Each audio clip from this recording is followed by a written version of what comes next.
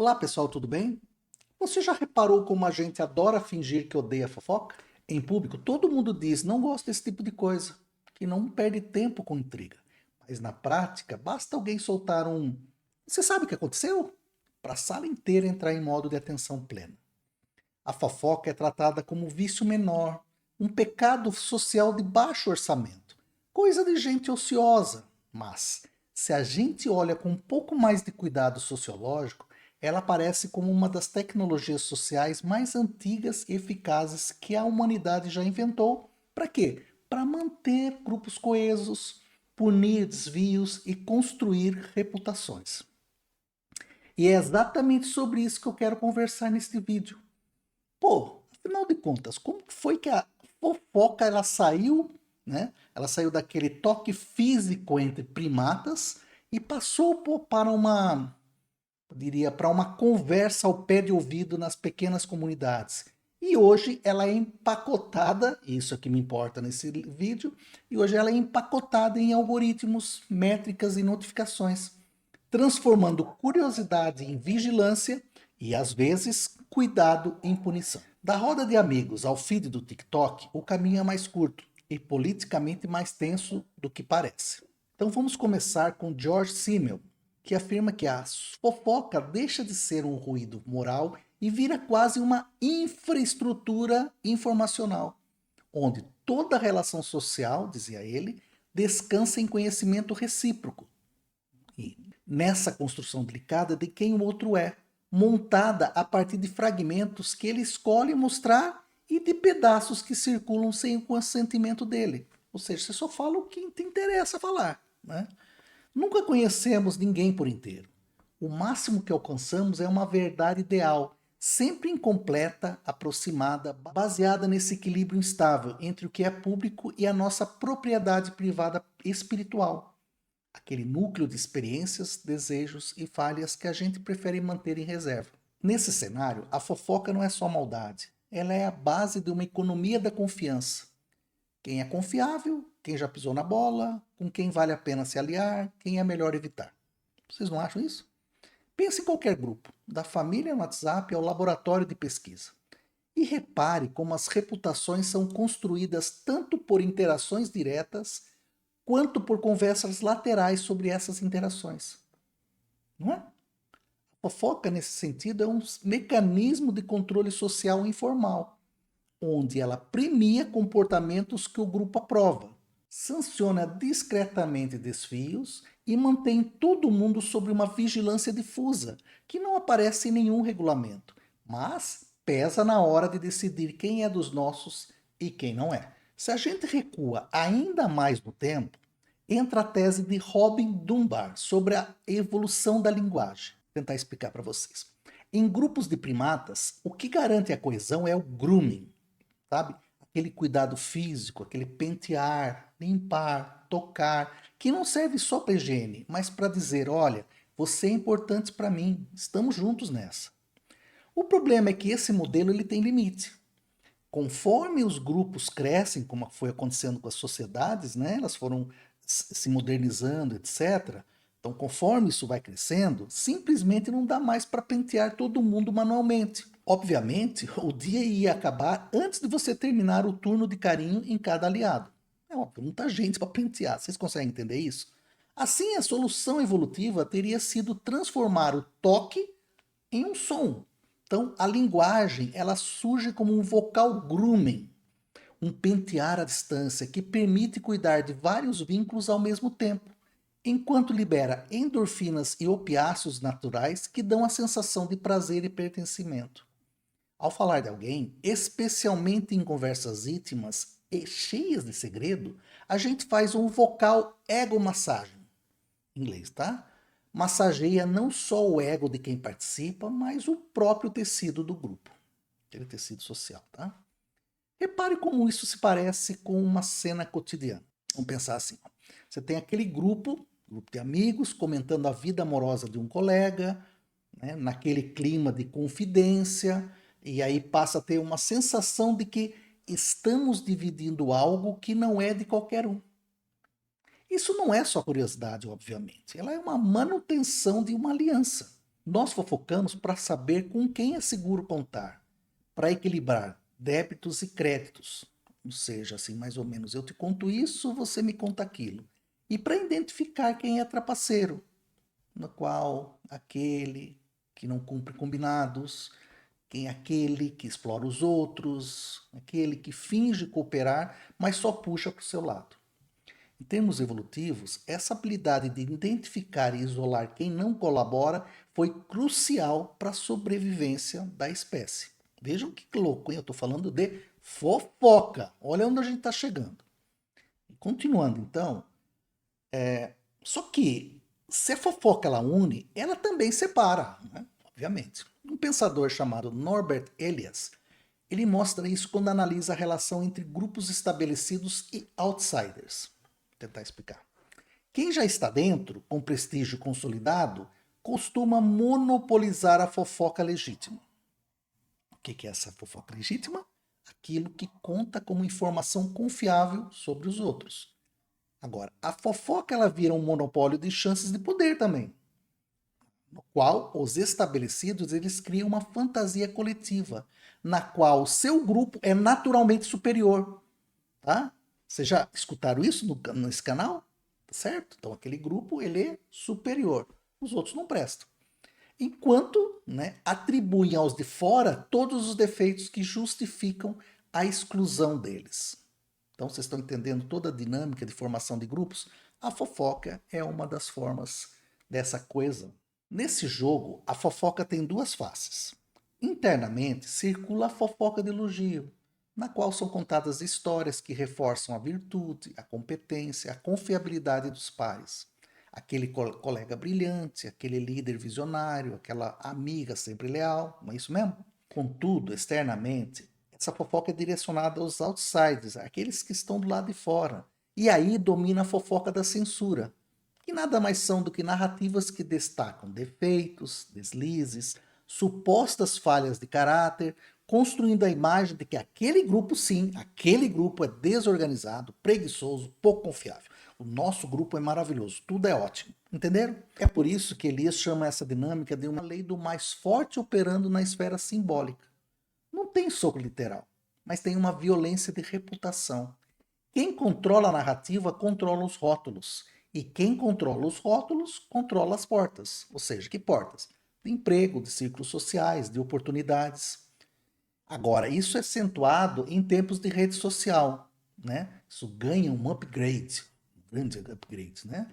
Um print fora de contexto, um fio indignado, um vídeo editado podem funcionar como versões algorítmicas dessa lei do punho mental. Tem ainda um recorte que não dá para ignorar, que é o de gênero. Historicamente, o que homens chamam de estratégia ou política foi muitas vezes rotulado como fofoca quando praticado por mulheres. Na Idade Média, aquela conversa aparentemente fiada era socialmente neutra.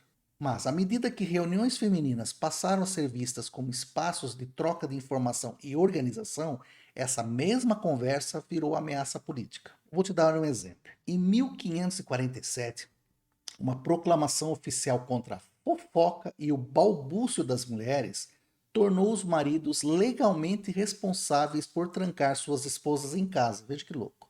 Caso elas fossem consideradas faladeiras demais. Uma criminalização explícita da conversa feminina. Surgem então dispositivos como o Scalders Bridle, ou seja, um freio da megera, um tipo de aparato de metal e couro, às vezes com pontas que feriam a língua a cada movimento, usado para humilhar e silenciar mulheres em praça pública. Veja a que ponto chegou o ser humano. Ao mesmo tempo, redes de apoio feminino foram chamadas de cultos de bruxas, ou seja, círculos de proteção e troca de saberes transformados em prova de pacto demoníaco, justificando, portanto, perseguições que desarticulavam resistências ao poder masculino. Enquanto a fofoca masculina podia ser reinterpretada como estratégia ou diplomacia, a comunicação entre mulheres foi reduzida à futilidade, quando não a crime. Só que, para muitos grupos sem poder formal, a fofoca era e ainda é a principal arma de proteção, um modo de avisar sobre homens violentos, chefes abusivos, instituições hostis. A conversa fiada nem sempre é tão fiada assim. A gente faz um corte agora para o século XXI, e aqui nesse momento, nesse ponto do tempo, a fofoca ainda não desapareceu, muito pelo contrário. Ela foi sequestrada por sistemas de visibilidade quantificada. Se antes o critério era quem a gente conhece e confia, hoje a visibilidade é filtrada por algoritmos que decidem o que vale ser visto com base em cliques, compartilhamentos e, claro, potencial de engajamento. E aqui eu vou contar o caso do Labubu, que é um boneco de colecionador, que acho que é um bom exemplo. Que começa como um nicho restrito, vira de repente uma febre global, quando celebridades como Lisa ou David Beckham postam fotos com o objeto. Algoritmos identificam o pico de interação e passam a empurrar aquele conteúdo para o máximo de pessoas possível. O resultado é o efeito manada. Se todo mundo parece estar falando da mesma coisa, a popularidade virou sinônimo de relevância. E a gente passa a desejar o boneco não tanto pelo que ele é, mas porque não quer ficar de fora do assunto. A fofoca antiga, aquela fofoca oral, aquela fofoca bem localizada, naqueles grupinhos, dava voltas no bairro, na escola, na empresa, não é? Agora, a fofoca digital, ela percorre o planeta em segundos. Ela deixa rastro permanente e pode ser medida em likes, views, comentários e tempo de tela. Antes, a validação vinha da confiança. Afinal de contas, se fulano disse, deve ter algo aí. Mas hoje é o número que valida. Se muita gente compartilhou, possivelmente deve ser verdade. Mas nem sempre, hein, gente? Muito pelo contrário, tá?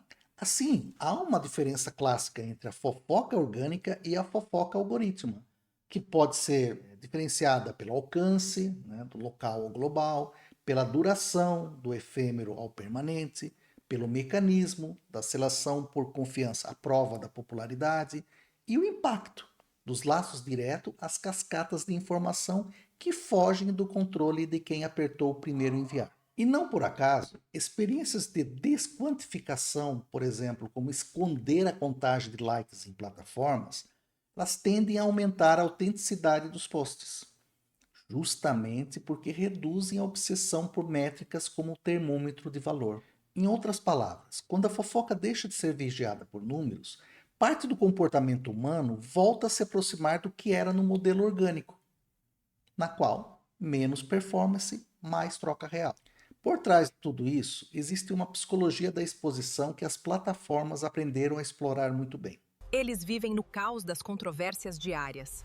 Nós, no círculo interno, conhecemos as verdades secretas. De um lado, o medo da exclusão, ou seja, ninguém quer ser o último a saber da polêmica do dia, do cancelamento da semana ou da suposta verdade chocante sobre alguma figura pública. De outro, o prazer dopaminérgico de participar do segredo, de ser incluído em um círculo que parece saber mais do que o resto do mundo. Simmel falava no charme do mistério. Ao revelar um segredo sobre alguém, a gente vive um pequeno alívio de tensão. Algo que estava trancado se torna compartilhado. E ao mesmo tempo em que exercita poder sobre a propriedade privada e espiritual do outro. É um jogo delicado. Quem sabe mais decide o que expor, o que proteger, o que exagerar. As plataformas transformam isso em modelo de negócio. Cada revelação, cada detalhe íntimo, cada rumor potencialmente escandaloso se torna mercadoria na economia da atenção. O problema é que, em vez de simplesmente ampliar a conversa, esses sistemas nos trancam em casulos de informação, ou seja, bolhas em que ouvimos repetidamente versões muito parecidas das mesmas histórias, reforçando preconceitos e apagando nuances. A famosa espiral do silêncio entra em cena. Opiniões minoritárias se calam por medo de linchamento digital, e o que parece consenso, muitas vezes, é só o eco mais alto, quem fala mais alto, né? Amplificado por métricas e recomendações automáticas. O resultado é uma fofoca automatizada que não só comenta comportamentos, mas passa a moldá-los. Então, para onde tudo isso aponta? Se a gente acompanha o percurso da fofoca do grooming ao algoritmo, dá para destacar três aprendizados críticos. Primeiro, a indissociabilidade social. Não existe sociedade complexa sem algum tipo de fofoca, sem essa tecnologia de bastidor que ajuda a estabelecer confiança, a definir normas e a manter um mínimo de previsibilidade nas relações. E aí o problema não é existir fofoca, é quem a controla, com quais ferramentas e em benefício de quem.